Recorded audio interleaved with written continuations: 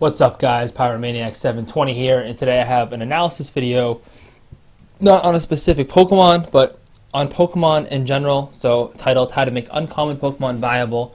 I have a picture of Octillery because it's a great example of of a Pokemon that you can do this with, and I'll get more in depth with that later. So, an overview. A lot of Pokemon in this metagame are looked at as crappy, subpar, and not viable. And this is for various reasons, such as their move pools, their typings, their stats, or their abilities. And this can be fixed, in my opinion, in many different ways, including team support, EV spreads, items, smart playing, and niche roles on your teams. And I start items because I think that items are the easiest way and the best way, really, to make a Pokemon viable. Because it really doesn't involve much team support or anything. You just need to make that Pokemon, you just give that Pokemon an item, and sometimes that's all they need. So, we're going to look at team support. So like I said, some Pokemon just need a little team support in order to be successful. And team support can be fake out or redirections in order to set up. So maybe you have something like a Dragonite and you want to set up a Dragon Dance. So you have fake out support, or you have, a Moongus Rage Powder or something with Follow Me. And it allows you to set up that Dragon Dance, which makes Dragonite very deadly after that.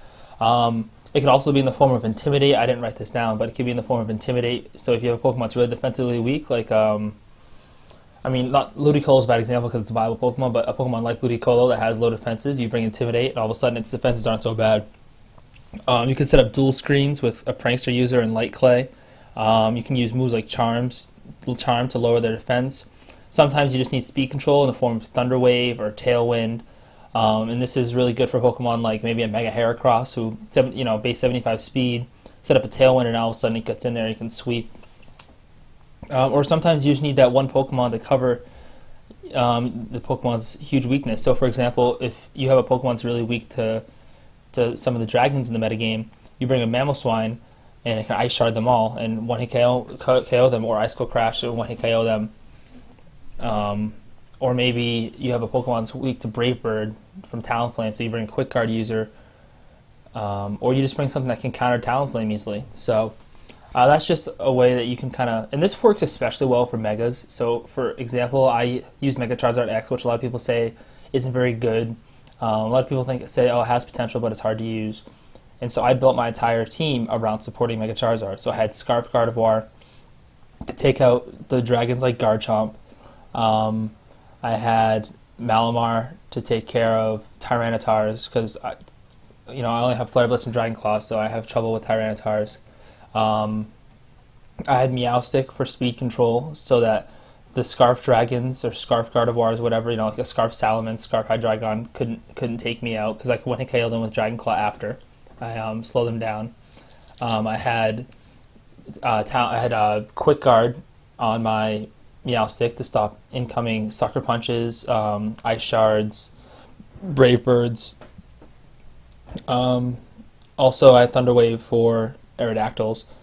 I had Charm to stop Mecha Kangaskhan, other Garchomps, since I couldn't use Speed Control on Garchomp.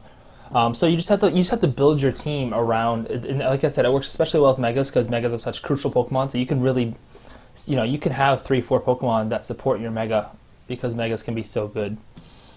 So next is EV spreads. EV spreads in general are a huge part of Pokemon, and with some common Pokemon such as Garchomp or Kangaskhan or AG-Slash, you can get away with a 252 spread and be successful because they're so good and kind of stand alone. But with some uncommon Pokemon, you really need to make sure you make every EV count. So you need to make sure that you put this much in the HP and defense to survive this attack, and then make sure you still have enough in special attack or attack to KO it back, stuff like that. And this is what makes uncommon Pokemon really good, is EV spreads. Now a lot of people are just like, well, it doesn't matter if I'm on 252 because they're still good. And it's like, well, no, because yeah, they still might work, but making a complex EV spread can make a Pokemon so much better. For example, Garchomp. A lot of people use the 12, 204, 4, 36, 252 Jolly, and that allows it to survive Timid HP Ice from Mega Manectric, something that 252 Garchomp can't do. Well, it can, but not 100% of the time, like this one. And so, just an example, right there, you see that a complex spread helps even a common the most popular Pokemon in the metagame, Garchomp. So, moving on, items. So, as I said, in my opinion, items are the easiest and most efficient way to make a Pokemon viable. Sometimes all you need to do is throw on a choice item, and all of a sudden that Pokemon's good. So, for example, for Philly regionals, I'm using a Choice Scarf Heracross. Choice Scarf Heracross is amazing, and I run Adamant Nature, so I still hit hard. But I outspeed and KO pretty much everything, or I can at least 2-hit KO them. And I also have Moxie as the ability. Abilities are huge too, so I run Choice Scarf along with Moxie, so I outspeed things and get these KOs, and I get an attack boost, so I can KO more things, and I outspeed them already, which is pretty nice. Eviolite's a great item. So, for example, Scyther. A lot of people. I was using Scyther for a while. If you give it an Eviolite, it's pretty bulky, and it survives a lot of things. With Eviolite, its defenses are like 120, 120. So, and plus it has 105 speed. It has access to Feint and Quick Guard. So I mean, it can fill a lot of roles on a team. Weakness policy is great. Something I use on Dragonite. If you hit a Dragonite with a super effective attack and you hold a weakness policy, like now you can start spamming these +2 extreme speeds, which can be really dangerous. Focus Sash is nice because it might give the Pokemon that one extra turn it needs to KO its threat, or it might give that one extra turn to set up something it might need. Like, so for example, if you were using Shell Smash on something like a Cloyster, Focus Sash would be good, or a Barbaracle, is that how you pronounce it? Like I said, just, Scarf to outspeed things, or if you have something that's already fast, give it Specs. And all of a sudden, so you have, I'm trying to think of a fast, frail, or a fast, weak physical or special attacker. If you were to run Specs on something like an Espeon, Espeon's got good speed. It's already got good special. It's got really good special attack. So all of a sudden you throw Specs on it, and all of a sudden this thing can sweep. Give it like Psychic and HP Ice and like Energy Ball or Shadow Ball or something. And of course, playing smart is huge with kind of uncommon Pokemon. So if, for example, you're using Chestnut and the opponent has a Talonflame, then you'd have to make sure you don't bring Chestnut, because Chestnut is most likely to get one-hit KO'd by Talonflame, or make sure to eliminate the Talonflame before Chestnut is sent out. Sometimes it's just as simple as protecting while you KO the Pokemon that is the threat. And that's why someone like Ashton Cox does so well, is because he uses these unique Pokemon, but he plays well with them, and that's why he's able to get top 12 at Worlds with a bold Gengar and what else did he use? Aggron and Scarf Sock, so stuff like that. And so niche roles, of course, Pokemon can be on your team strictly to fill one niche role.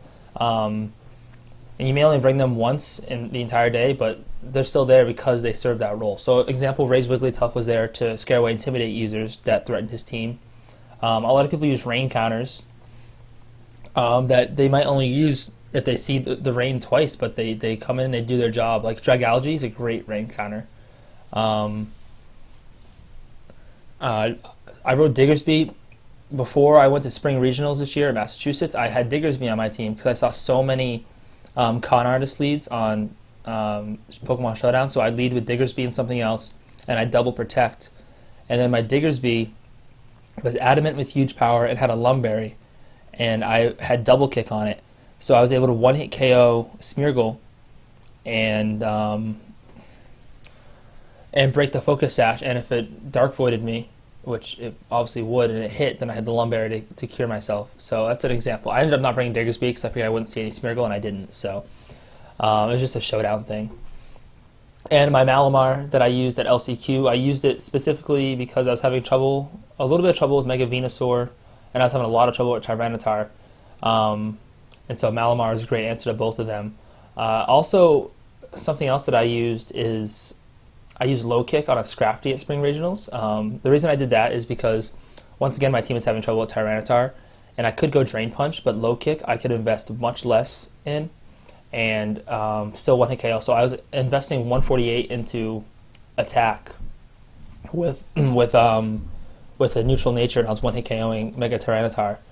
Another example of a niche role would be Ashton having Scarf Sock to outspeed and one-hit KO Kangaskhan with close combat. So example of how this all works. So this is a Pokemon I've been using, Octillery.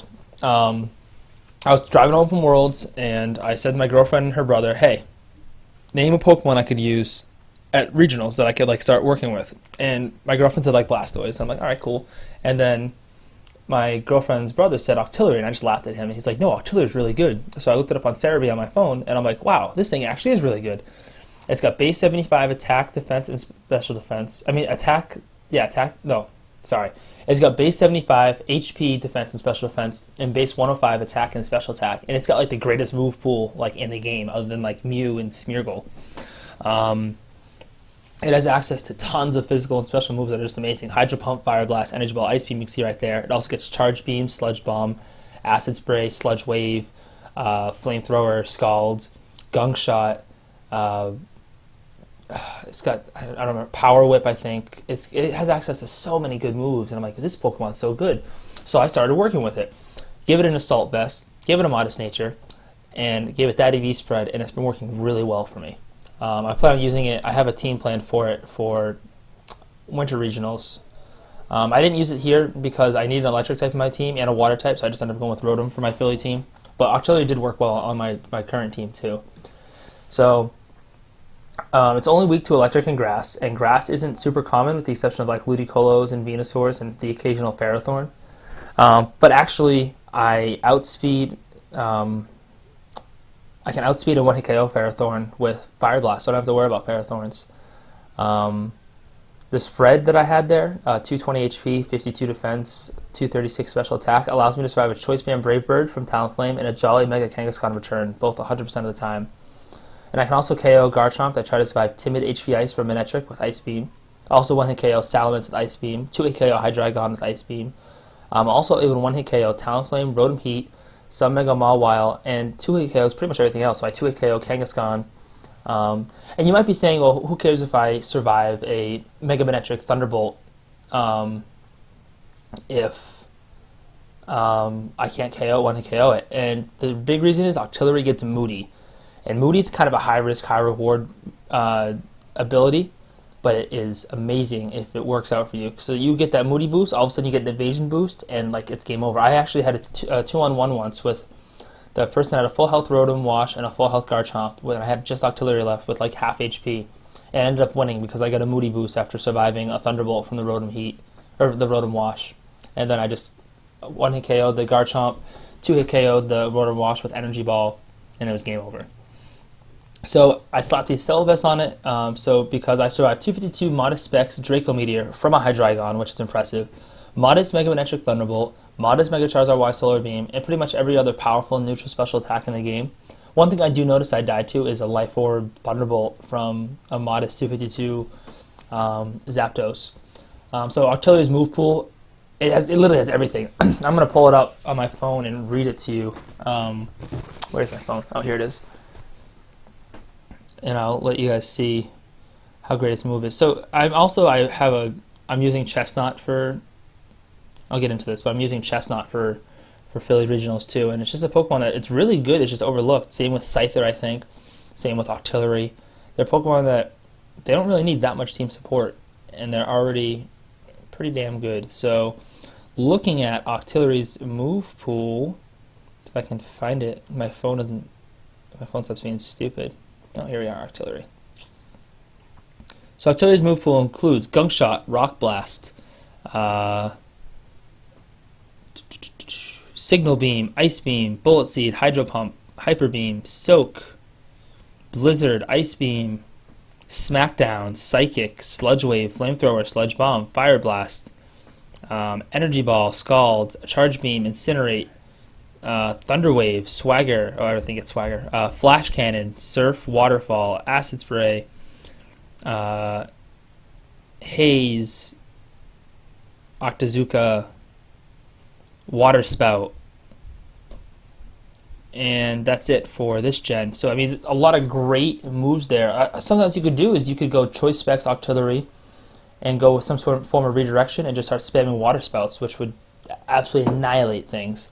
So hopefully, in conclusion, you learned a little something about how to make some Pokemon viable, and I've been doing this for a while now and found that there are a lot of Pokemon in the metagame, such as Octillery or Chestnut, that have so much potential with just a little bit of work.